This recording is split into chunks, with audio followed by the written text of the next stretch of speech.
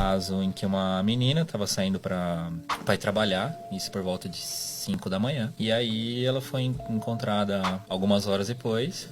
Era uma parte meio baixa da calçada que dava na porta de um açougue. E aí, pelas condições que ela tava ali, você vê que ela foi estuprada. E aí, nesse caso, ela foi encontrada sem a calça dela. A calça dela estava amarrada no pescoço, que inclusive foi utilizada para fazer o estrangulamento. A única coisa que tinha visível nela mesmo, né, era um vestígio de material biológico. Grande chance de ser líquido seminal, né? Tanto é que depois nos exames realmente foi líquido seminal. E nesse caso, fiz diversas coletas ali para tentar pegar o DNA do autor. E foram algumas coletas que eu nunca tinha feito antes. Foi meio que um tiro no escuro. Um tiro no escuro. Falei, eu vou tentar, porque eu acho que... Vamos ver o que acontece. E todas elas deram uma mistura, né? Que era o material biológico da vítima, o perfil genético da vítima com o perfil genético desse autor. E aí esse caso, o pessoal começou a investigar tudo, né? Caso cruel, homicídio seguido de... um estupro seguido de homicídio. Né? E aí, nesse meio tempo, até um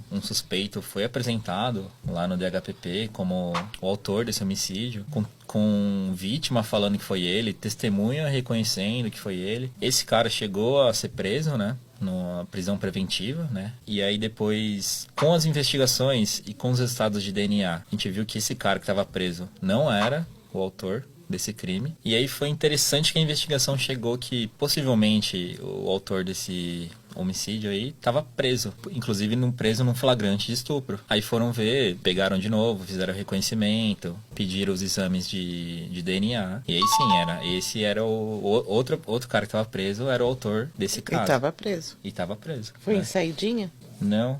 Ele fez um estupro depois do homicídio. Foi pego no segundo. Então, e com as coletas de DNA, a gente descobriu mais 2 casos em que ele tinha cometido estupro.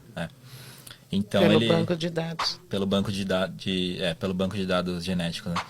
Então ele, além desse caso, que ele estuprou e matou a vítima que a gente atendeu, ele tinha cometido 2 estupros, que a gente pegou no banco de dados. Ele estava preso em flagrante por outro, né?